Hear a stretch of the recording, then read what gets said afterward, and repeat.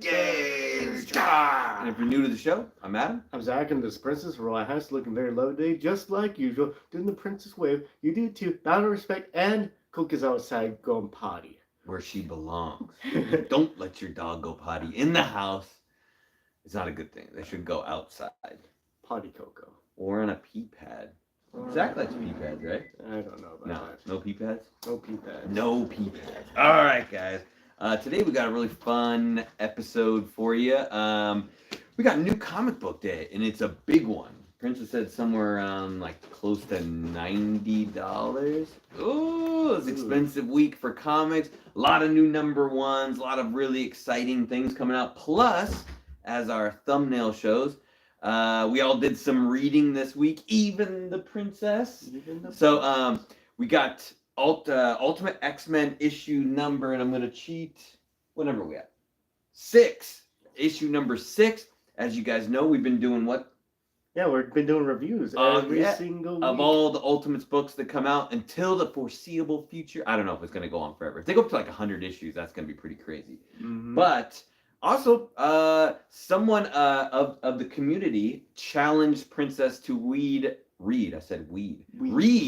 Wolverine's Revenge. So she read it and told us her thoughts on it. So we'll let her explain the book to you. You'll explain it, right? All right. She doesn't like this plan. Let's do it. Right? Come on. Here we Peer go. pressure. Come on. But we'll talk about it. It was an interesting book, and Princess had some good thoughts on it. Before we get into any of this craziness that is New Comic Book Day, Zach's getting real thirsty. It's a lemon lime recover 180 organic hydration, whatever that means. And yeah, it's a drink you'll probably never see again, ever. Where'd you find it? Back of a dumpster. That's where it belongs. Yeah. AKA the grocery outlet bargain market. You never know what you're gonna get. Where brands go to die, except for a few of them. Or where brands go to live one more time. One more time. Let's see. Is it worth it? It dropped a little bit. Was it?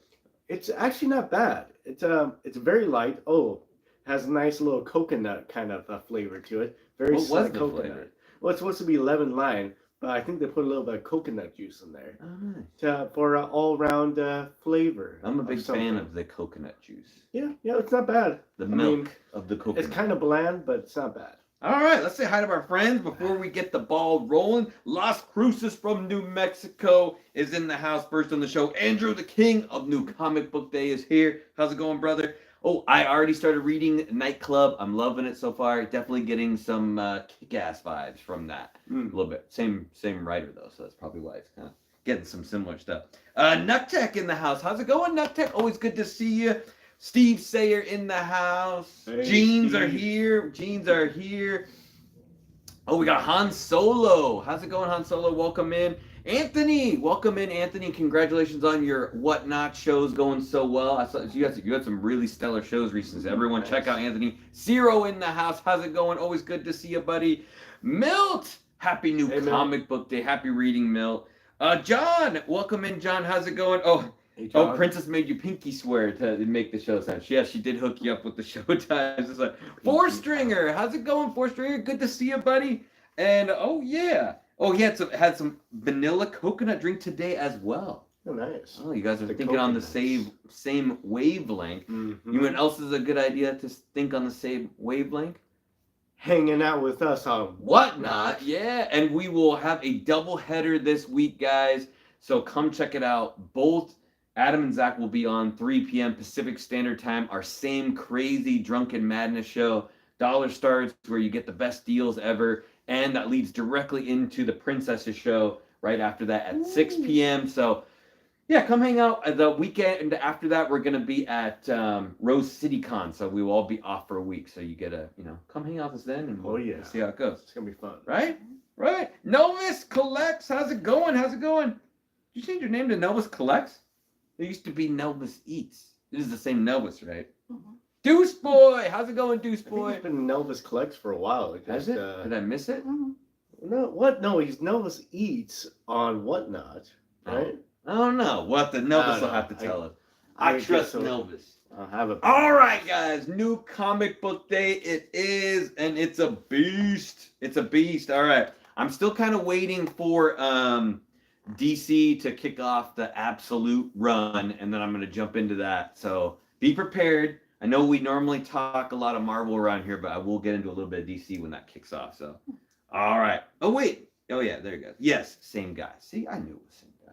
All right. We've got Chasm, issue number 1, The Curse of Cain. Chasm's finally getting his own book, whether you like it or not. This is written by Fox and drawn by Brocardo, which I'm not that familiar with either of those people. I think this is kind of like letting people check out. Oh, smart. Not a newer character, but if you guys know, Chasm is Ben Reilly, who is the OG clone Scarlet Spider of Peter Parker, with the storyline that everybody hates in the 90s when they find out that Ben Reilly's the real Spider-Man and Peter Parker was the fake one, and then everyone got so mad that they switched it back. Well, in the current run, Chasm's memory gets erased of Uncle Ben, so he has all the power and none of the responsibilities. So that's kind of the deal with him, and he's lately been kind of a turd and turned into a villain. And he kind of goes like flip-flops back and forth where he's like, I'm kind of good, kind of bad, kind of good, kind of bad. And along the way, he made himself a girlfriend who was actually his girlfriend the whole time, but he got her powers and now she's Hallows Eve. And Hallows Eve's kind of been a good guy, sort of, but she can put on like a mask and become whatever that is. But so far, she only puts on Halloween characters. So she turns into like Wolfman, a ghost, Dracula. Frankenstein, Dracula. Yeah, like I'd love to see her like put on a Captain America mask and like turn into Captain America. But Cain has found out about Chasm's ne'er-do-well plans lately and has decided to show up and do something about it. So we'll see how that goes. I actually really like the Cain character a lot. Okay. You remember him? So he's also a clone of Spider-Man that had like that weird degenerative disease, and then he was really important in the Spider-Verse series as well. So he was the other. Yeah, definitely got a better costume than he did have. Yeah, Andrew says he hopes they redeem the Ben Reilly character. I do too. I like Ben Reilly. Like I said, the Clone Saga I thought was really cool, but I was also very young and naive at the time, so it didn't really hurt my feelings. But it probably hurt a lot of other people's feelings when it came out. And Steve said he got Aliens vs. Avengers #1, Void Rivals 12, Green Arrow 15, Batman Dark Ages 5, and Don't Laugh or Judge, but he got Sesame Street #1. Nice. I didn't even know they're doing a Sesame Street. I know Popeye came out this week, I think. I didn't get the Popeye. I think it was some kind of key, the Sesame Street one. I don't know why. First Grover? Oh, yeah. First Grover.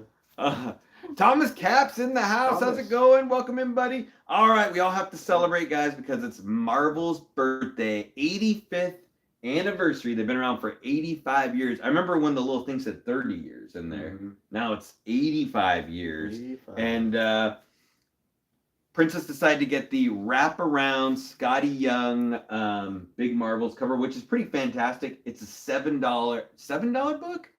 $8 book? $8 book. $8 book. So it's a little spendy, but it's extra thick.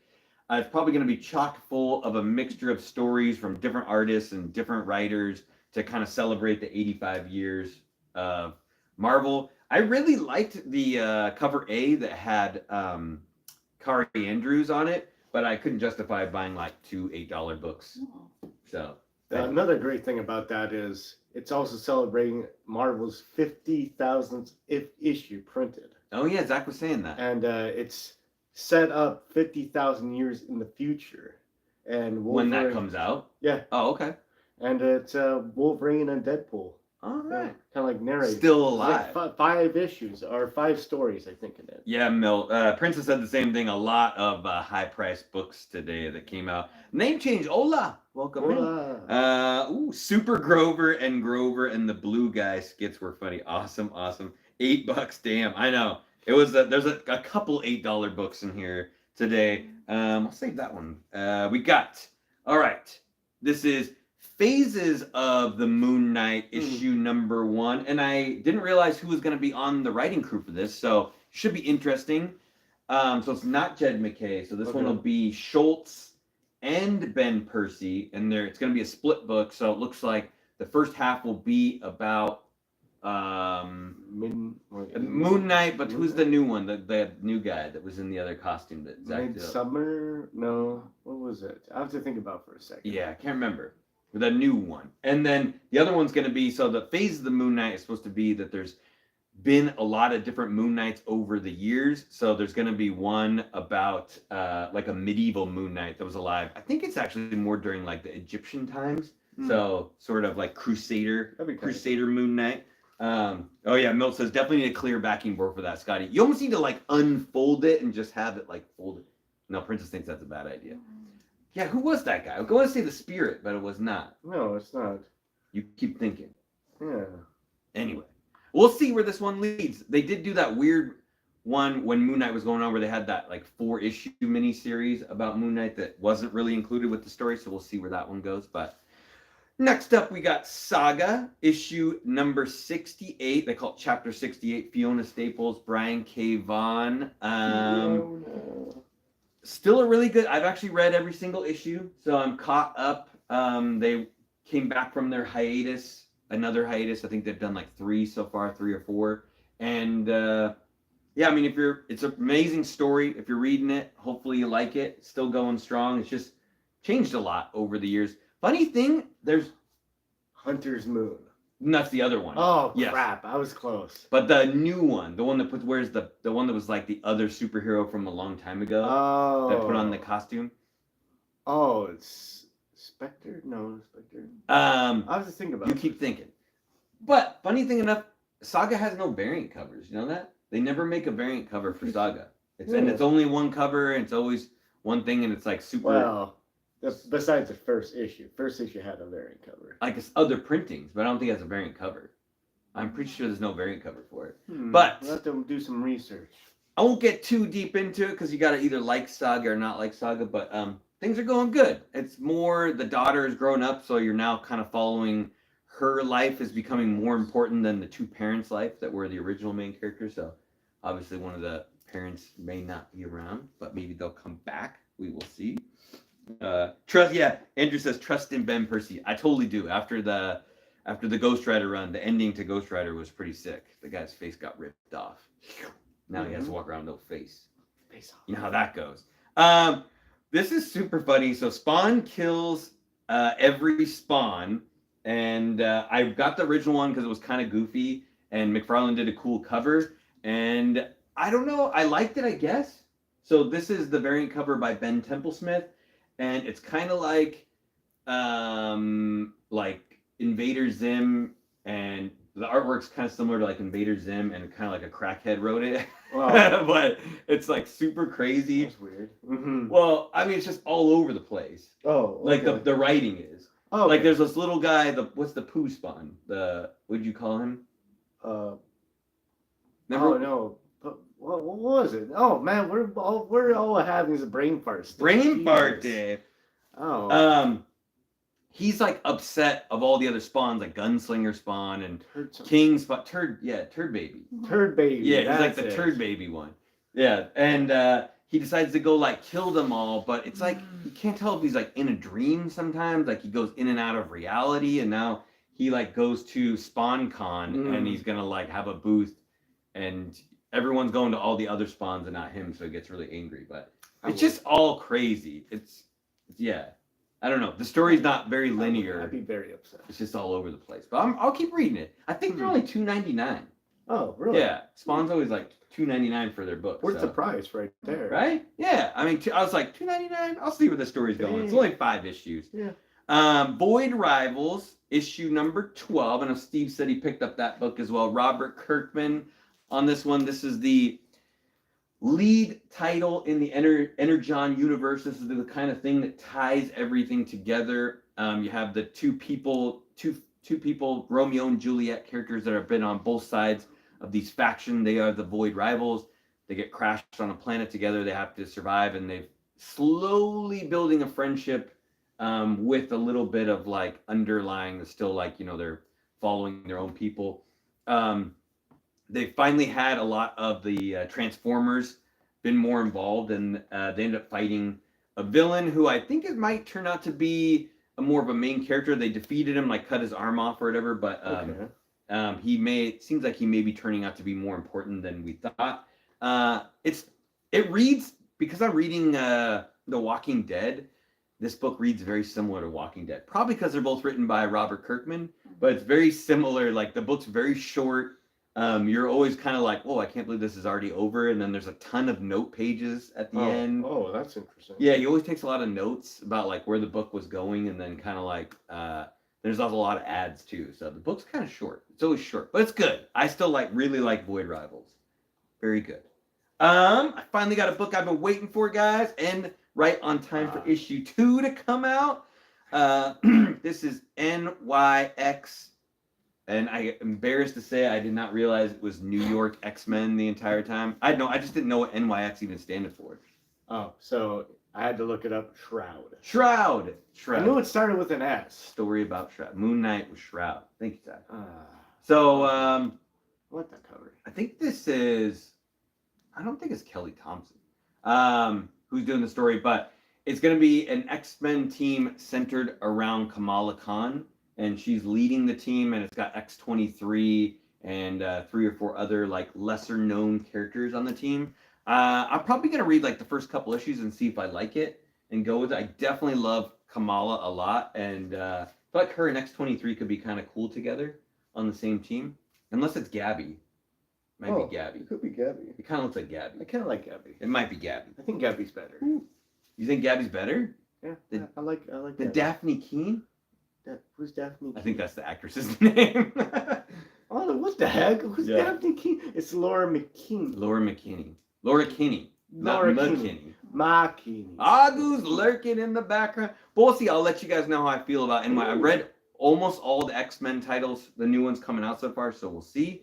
We got Zatanna bringing down the house. Issue number 3, Black Label. This is Princess's book. Which she is reading, maybe? You'd be surprised where she pulls out all those bunnies. Terry Dotson did this cover. I've heard amazing things about this book so far. I think it's only like a 5-issue mini-series. So we'll see. If Princess decides to read this, we'll let you all know what it's about. Zatanna. She likes to say things backwards, right? That's how the spells work. Oh, yeah. I forgot about that. Right? I don't think I could say words backwards. You could try. Isn't that like Pig Latin? Mata? It works. That'd be Adam? It works. All right. Next up, we've got X-Men. So this is, I think they're considering this the flagship title. This is Jed MacKay and Ryan Stegman. Although there's Uncanny X-Men and there's X-Men. I think this is more the main book. This is the J. Scott Campbell variant cover. The first issue had Psylocke. The second issue had Magic. The third issue has Rogue, who's not on the team, but she's on the cover. So yeah, Rogue is not on this X-Men team at all. He just probably ran out. There's actually, I think, at least one more female on the team, if not 2, besides those 2 girls. So I don't know why he didn't decide to draw them, but yeah, whatever works. A lot of people have criticized this book a little bit. I have actually been pretty enjoying it so far. Mm-hmm. It is a strange team. I mean, Cyclops is a good leader, but you just don't have some like Wolverine's not on the team. You don't have the regular characters like Nightcrawler or Colossus or anything like that. Right. But you do have Psylocke, Magic, Juggernaut, Kid Omega, who's really funny. There's a couple other characters as well. And the second issue, they get word of a mutant that they need to check out that I think has like reality warping abilities, or maybe they don't quite say what the ability is, but as soon as they get there, they're like under attack by aliens.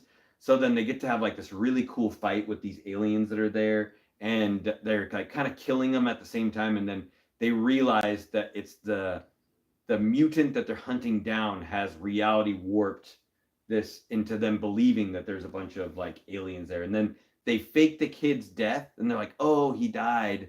But at the end, you see that Scott and them take him back to their like factory in Alaska, and they got him like hooked up to something, like they're doing something with him. There's some funny stuff in it, like Kid Omega's really funny when he's like talking to it's like Cyclops. He tells him he has to call him Kid Omega, but he's like doesn't want to call him. He wants to call him by his real name. which I can't remember his real name. Don't know. And Juggernaut's cool. They have like a cannon that they like load Juggernaut into, and then they shoot him at the enemies, which is kind of cool. And then when Scott's like, he's splitting up the team, and he's like, okay, me and Magic and Psylocke are gonna go down there and handle some business while you guys run over here. And then when he's with them, he's like looking to his left and his right, and he's like, 13-year-old me would be super happy about this team up. And I'm like, okay, that's kind of funny.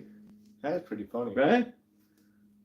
Is he like spoken for at this point? I don't think so. I mean, he didn't bring any of his ladies with him, so there's always. I think Jean's gone. Like Jean is like she died. Oh, ish. Like maybe on vacation, gone, or like she's back as the Phoenix again, flying around in space. Like Krakoa comes back. Bezos, what's up? Just an excuse for a Campbell to draw Rogue, right?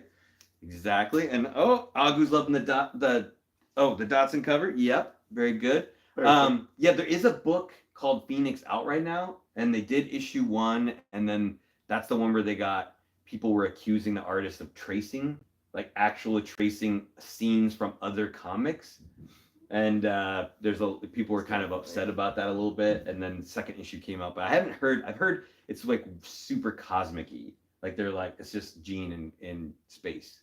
Okay. Yeah, by herself.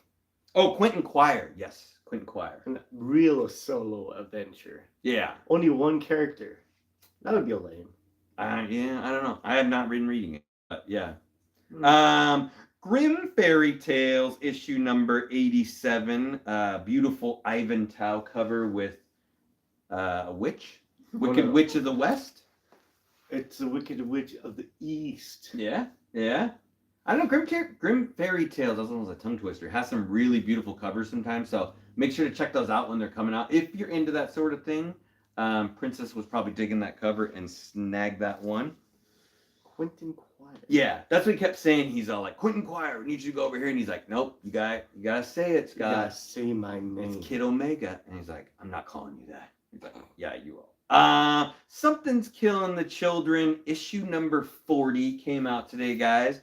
And there was a really beautiful Jenny Frison cover that supposed to come with it, but I think Princess said her copy got damaged, so she's going to look for it somewhere else to pick that one up. I really need to catch up on this. I think we're all like around issue 25 or so I'm a little ways back. One of these days I'm going to catch up to reading it. I would assume they're really close to a TV show, and I'm kind of glad they haven't done it yet. Because if the show came out and it really surpassed like where the book is with its writing, like goes past the story, then it might get a little wonky where you're like, then the book could go one way and the TV show could go another way, or you already know the answers to what's going to happen in the TV show. Kind of like a certain Game of Thrones thing that happened, and then they may never finish the dang books and you'll never know what happened to those characters that were never in the TV show to begin with. Martin. Right? We've got Amazing Spider-Man issue 950. So we got a legacy issue here. It's actually issue 56, but issue 950. And I have to say, these really basic Ramita covers are really cool. I'm liking these a lot. The last one was really good.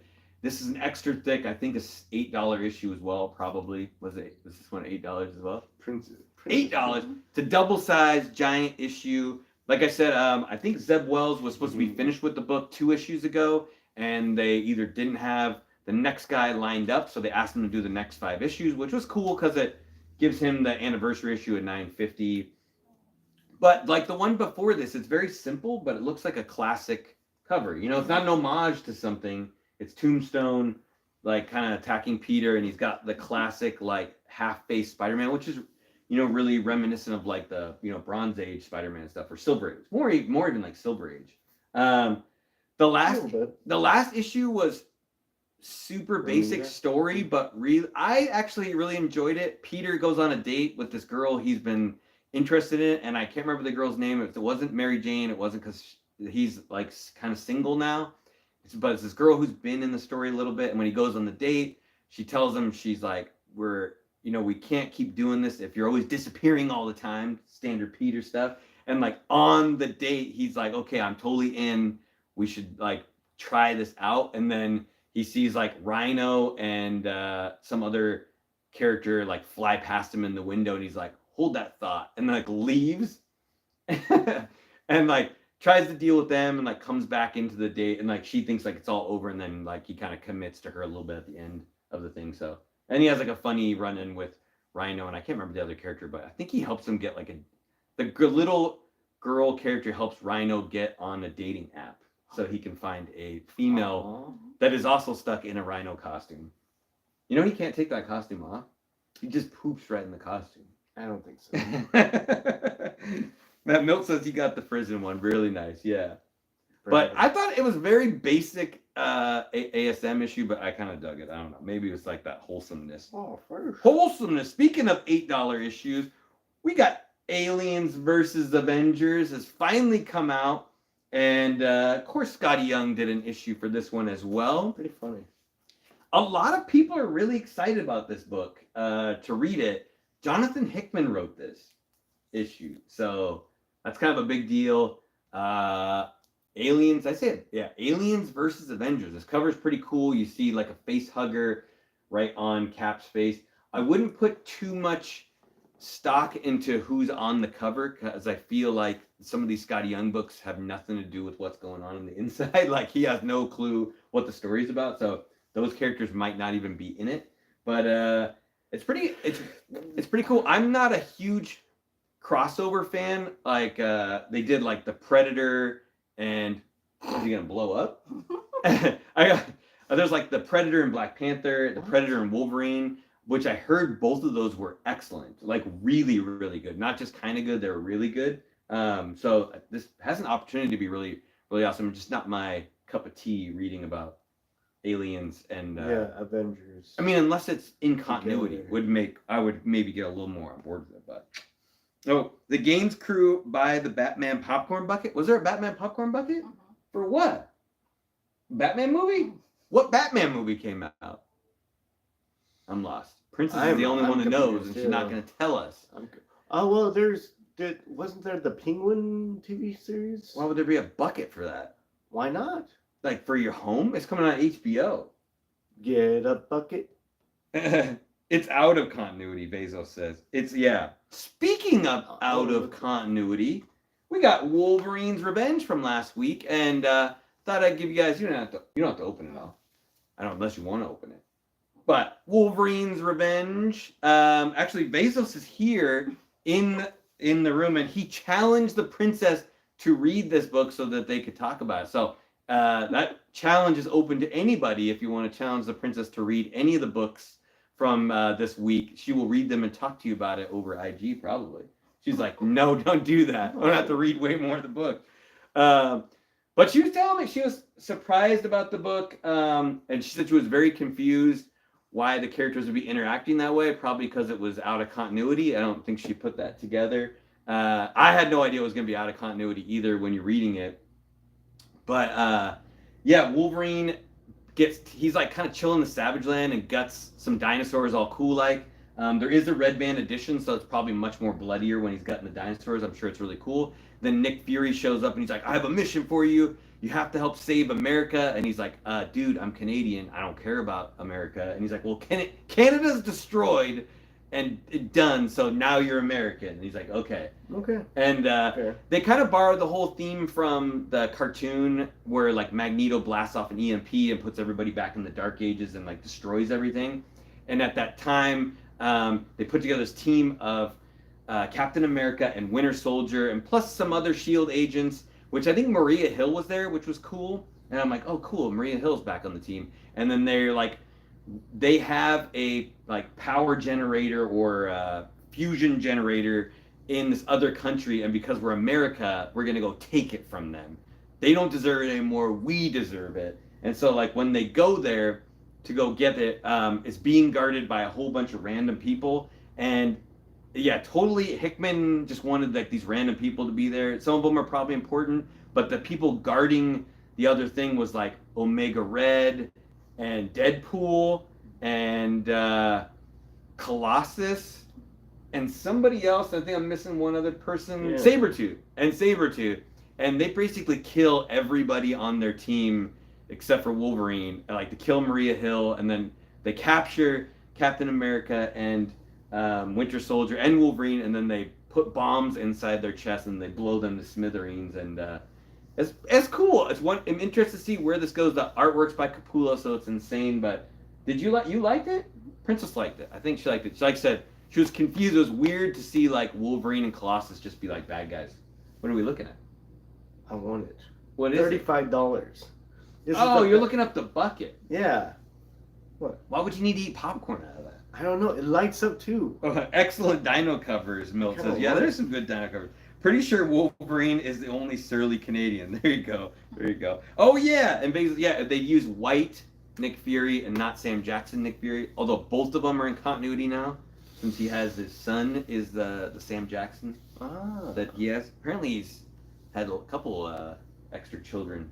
In the Get Fury book I'm reading too, they just found out he had another kid. And both of them only have one eye. That's true. But they're opposite eyes. Oh. I heard the Batman popcorn button, Ezra Miller really did jack up the timeline. Oh, yeah. So much that the bucket was still rolling around from the movie back then. That's kind of funny. All right. Last but not least, we've got Ultimate X-Men issue number 6. And let me tell you guys right off the bat, this was a doozy. And Princess and Zach and I all read it, and we have not talked about it at all. And I am lost. So Zach maybe can fill in the holes, and Princess can fill in the holes for me. But Ultimate X-Men, in a nutshell, we're in the same universe that we've been tracking so far with the Ultimate. Reed Richards, the maker, the evil one from the other Ultimate Universe, has made his own world, taken out a whole bunch of superheroes, changed everything. He has a council that oversees everything that's going on. There's 3 main books: Spider-Man, Black Panther, the X-Men. There's also an Ultimates books going on as well, so I guess there's 4 at this point. The X-Men book is way out there in left field. Peach Momoko is drawing and writing it, and we've been following the character Armor Hisako, and she is slowly accumulating friends to build basically her own X-Men, which is like May Storm, the Storm version, Nico. And if you've read any of her other books, like not Beast Wars, what was that other one she did? Demon Days. Yeah. Demon Days. She likes to create other versions of characters that you know very well, and change them into her own character, which works perfectly for this world since nothing has to be set in stone. Mm-hmm. If you want to know more about the Ultimate X-Men, the first 5 issues, check out our other videos because Zach does a really in-depth explanation on them. So before we kick into it, I would like to say, I don't know if someone complained to them, but they made a cast page. They've never done that before. There's a cast page to start out. So clearly the Shinobu guy is the Shadow King, because it says so right there. Right. So everybody starts in the scene with May Storm, Hisako, Nico, Mori, which is Nico's friend, and Natsu, also Nico's friend. And they're talking about this book that Nico's grandmother put together, I believe, about the secret cult of the Homo Superiors, called the Children of the Atom. Yeah, Children of the Atom. I'm wondering, like, in my reading, obviously they came out with that book, The Children of the Atom, which was kind of cool. It was recent. But has X-Men always been referred to as Children of the Atom for like a long time, or is that like a newer title? I know they or the mutants, or mutants referred to as Children of the Atom? Well, I think they refer to it like, not like super early on. I don't think it was the first issue, but I know they've used that term before in the past. I heard that. Yeah. But yeah, it's, the two things you could call them is the Homo Superiors. 3 things: mutants, and of course Children of the Atom. ATOM. ATOM. Okay. Yeah, like the atom. The other atom. Not atom. The smaller one. Yes. But much more powerful. Get out of here. Anyways, they're talking about it. It's like, hey, it's a cult. They're very secretive. They don't really talk about anything, and they're talking about the symbols and how on Hisako's little ornament thing, she has one of the symbols for that Children of the Atom. And she got the little symbol from her friend, so maybe that passed away because of watch the old video. It's sad, but they figure that he might have been part of that group. Yeah, maybe. the Children of the Atom group, which is like the first time they've acknowledged that he might have been a mutant too. And it's been kind of confusing whether him and the Shadow King were the same person, but they're clearly two different people now, at least. Yeah. Still, yeah, in a way. Well, yeah. I think he had powers, but it might have been like something else. But could be. Anyways, they're talking about, and two of Nico's friends are like kind of playing basketball, listening in, and they get kind of visibly like, oh, you guys talking about this? What the heck? And they're like, hey, what do you know? It's like, hey, nothing. I gotta go. And they're like, okay, we do know something, but we're not supposed to talk about it. Our parents are part of the group. I was like, oh, okay, that's interesting. Yeah, that's a little bit. Yeah, I thought that was like a little strange that like they added, like right at the end of the last book, they're like, hey, like Nico, who's a character that they've established a little bit, is like, I also have two friends that like may have powers, I guess, and they don't really introduce them at all, and then they just show them like these people are gonna be like part of the group, and then immediately in this book, they're all hanging out like they're part of this team already, but they haven't really showed any of their powers, and they kind of resemble maybe some form of a, like one of them has an eye patch, so. I mean, it's possible. Some kids have an eye patch if they're like walking around. They have like like the lazy eye as a child, where they're trying to fix their vision. But I don't know. Could be anybody. Could be anyway. So they start talking about that, kind of convenient, very convenient actually. And now they kind of fast forward, or not fast forward, but they go back into the past and they start talking about. I think they start talking about. Excuse me. The Shadow King, named Shinobu Kageyama. For some reason, they started talking about him, or he starts talking about himself.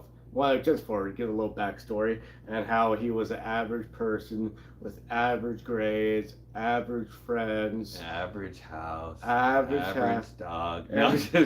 Everything's average, except he can hear other people's thoughts, and sometimes can make other people hear his.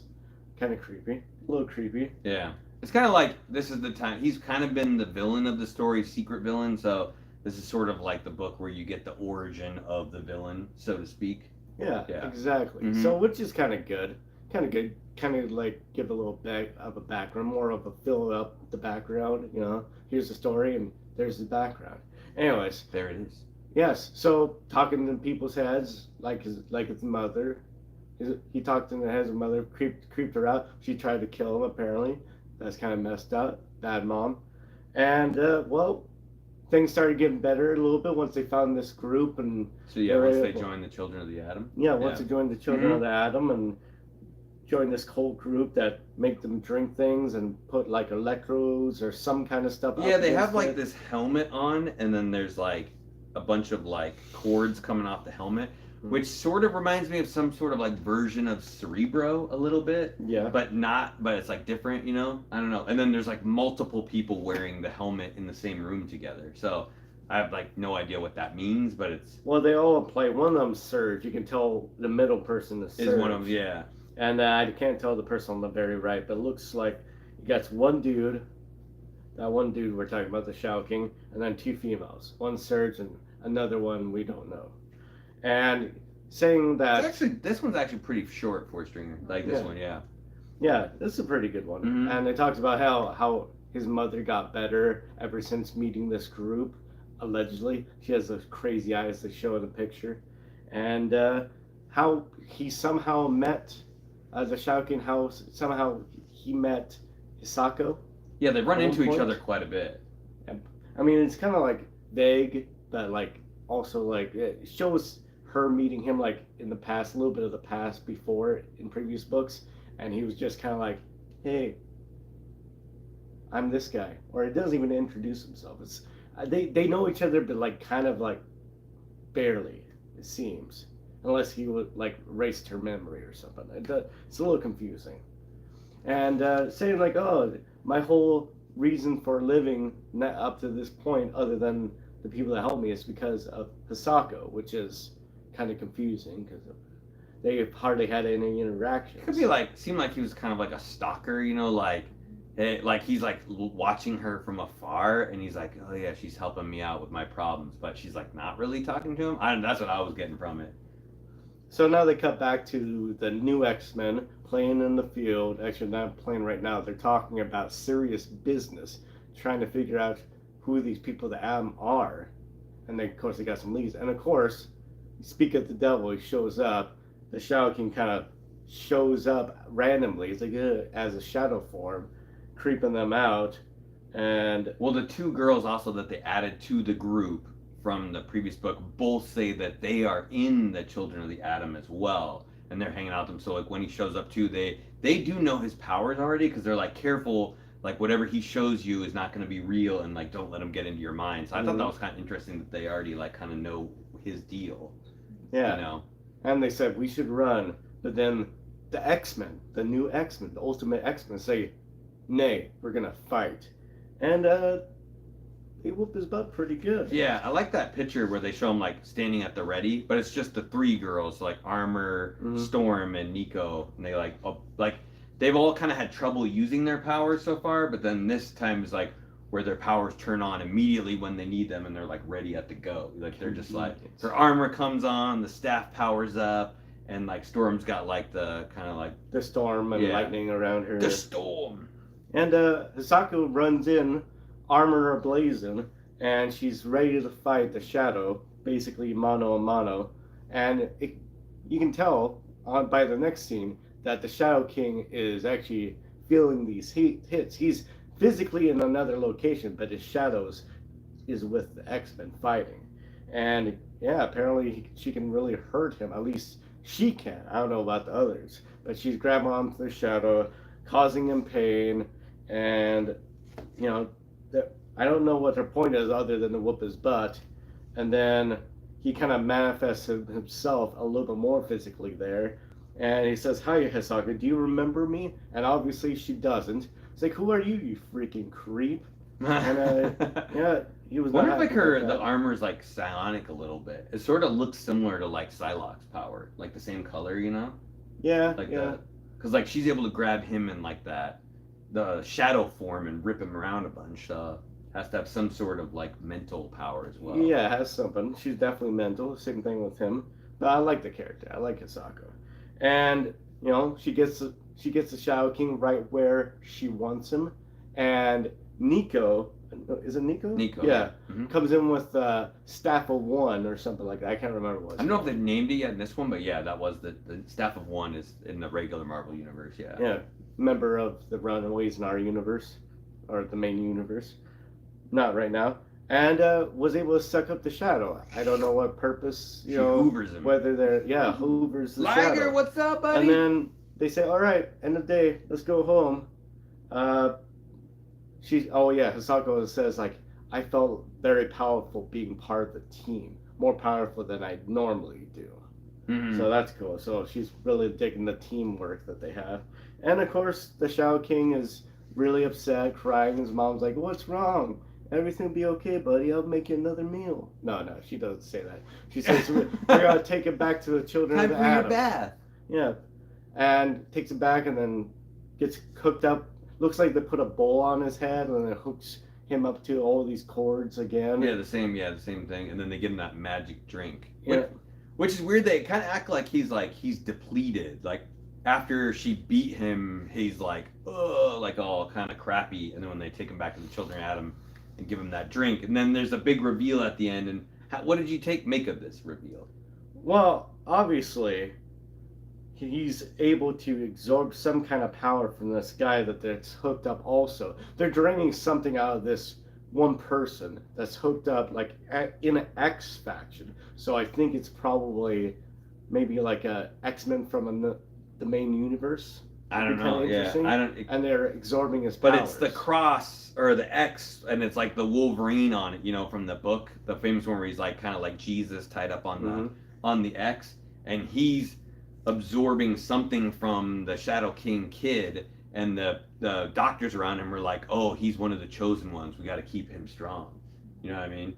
So, yeah. I mean, I wouldn't be surprised if it's another. You think that was Wolverine? I don't know. It might have been or Wolverine. Professor X. I'm thinking it might be a character from the main universe that somehow came to the Ultimates universe. It could be. I did. I don't know if this is true, but the America Chavez character in the Ultimates book is actually the America from the regular universe, and not from the other one. That's where she's like been. She got transported there. So she's already begun.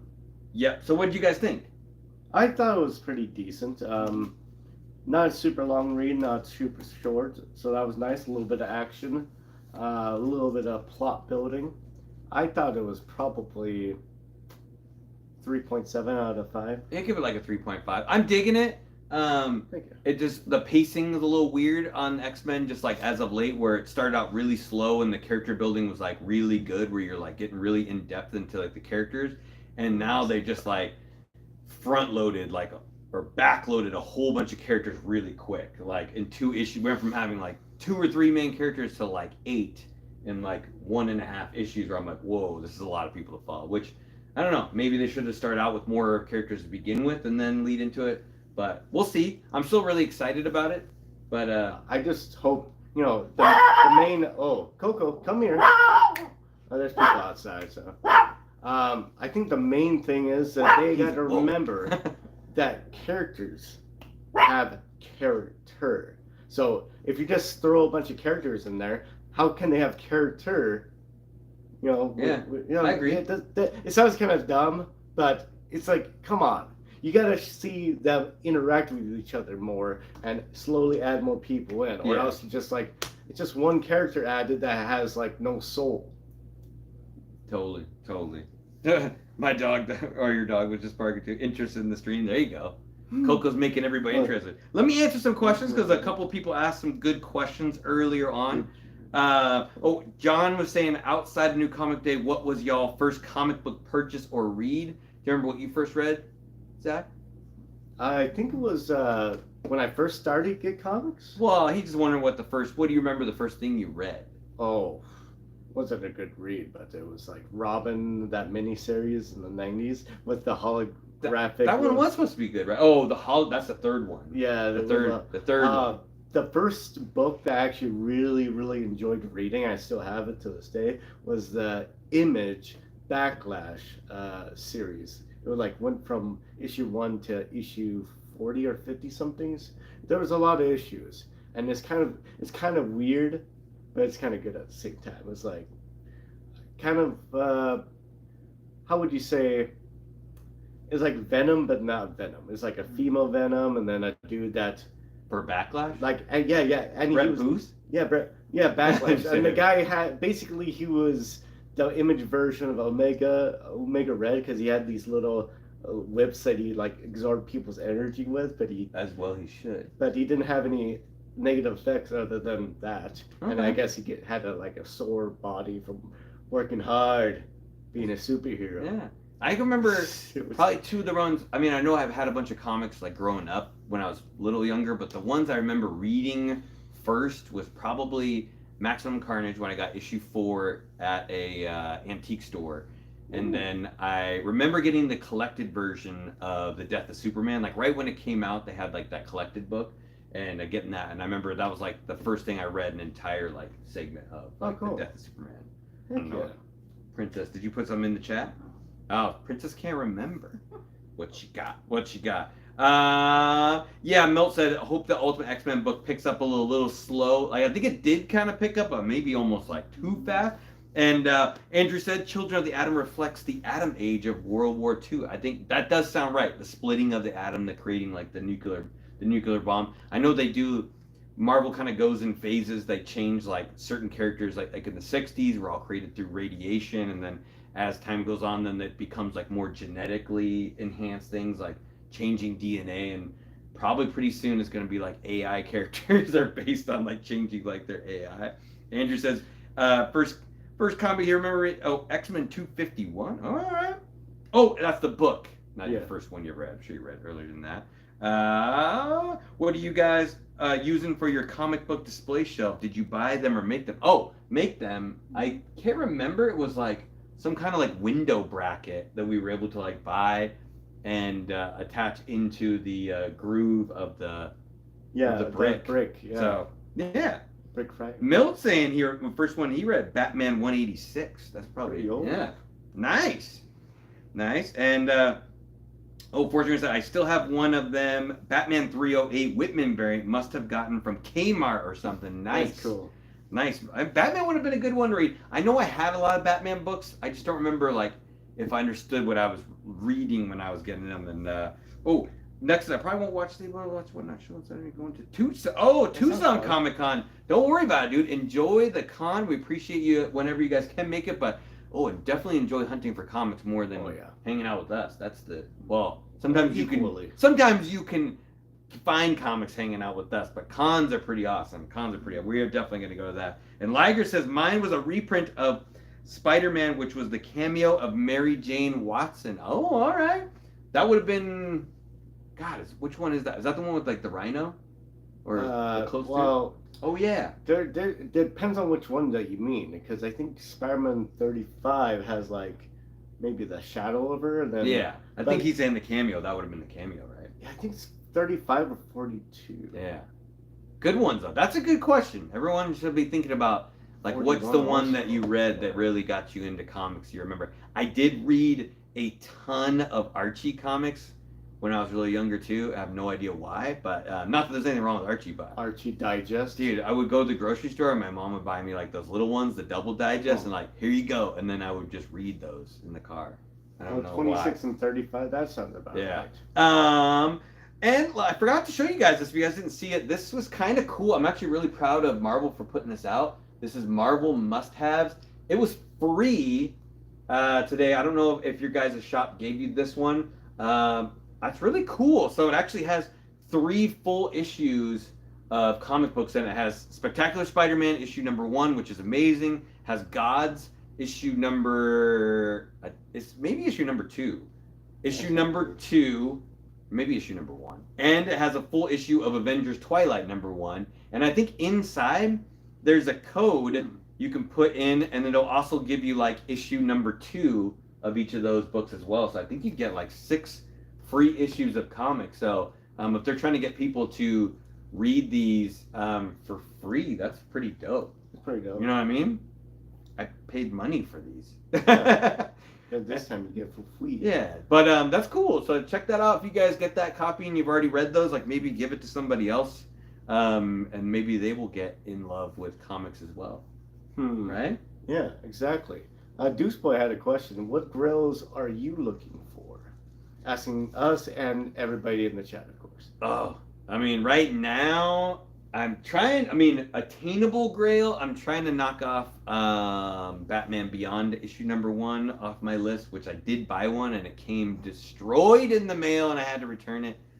But I don't know why. I just feel like getting Batman Beyond number 1. Mine's kind of hard to say. It's what would be great is get a Daredevil number 1, just like another of the big, the big 5 off the list. That'd be cool. But I'm kind of only looking for, like, to try to finish out my X-Men run. So that could be like X-Men 9, X-Men 11, 12, 13, 14, 15. Yeah. All of that kind of stuff. Milt saying, yeah, Avengers Twilight was a good read. I did really enjoy that. And I feel like it ended strong. Whenever a book ends, you're always kind of like, how to, did the books end the right way? But I think it did a good job. It was, how it goes. Ooh, oh, my LCS owner got upset with me because I never called her back. She started walking out when I walked in, so I'm looking for a new LCS. Have been buying online. Oh, all right. Yeah, that can be tough, like finding like a good LCS. Sometimes ours is good. Sometimes they're iffy. I wish, and I know it's expensive. I wish that like LCSs would like bag and board the books ahead of time for people who care how they are when they get them. But Andrew's trying to get Doctor Strange number 1. Yeah, I've been trying to get the first Doctor Strange 110, the Strange Tales, but been close to pulling the trigger. I would have had to get like a purple label one. I think Zach talked me out of it. Yeah, it wasn't worth it unless, because what you want to do is to remove the restoration. I think it was a trimmed one. Oh yeah, that would be. Which you cannot remove a trimmed. No. They cannot put more back on. It's like a haircut? Yep. Once you cut it, it never grows back. Though haircuts do grow back. It's like a tattoo. A tattoo, yes. All right, guys, that'll wrap up. Thank you, everybody, for hanging out with us. Hopefully, we get to see you on Saturday. But if not, we will have a show on Monday. It should be something cool and exciting. And until then, happy reading, everybody. And hopefully, we get to see you all very soon. Do all the usual YouTube stuff for us. Like, subscribe, leave a comment. Zach, you got anything special? Yeah. You gotta share how you do that. You just gotta spin around in a circle like 100 times and then tell your favorite childhood memory. And it's called spinning a story. That's real. And that's how you get those gains. All right. I like or you it. throw up. Or you throw up. Or all right, guys. Everybody take care. We'll see you soon. And get those gains. And get those gains. Stay safe. Every single one. Later, gainers. Is it ending right? Fail.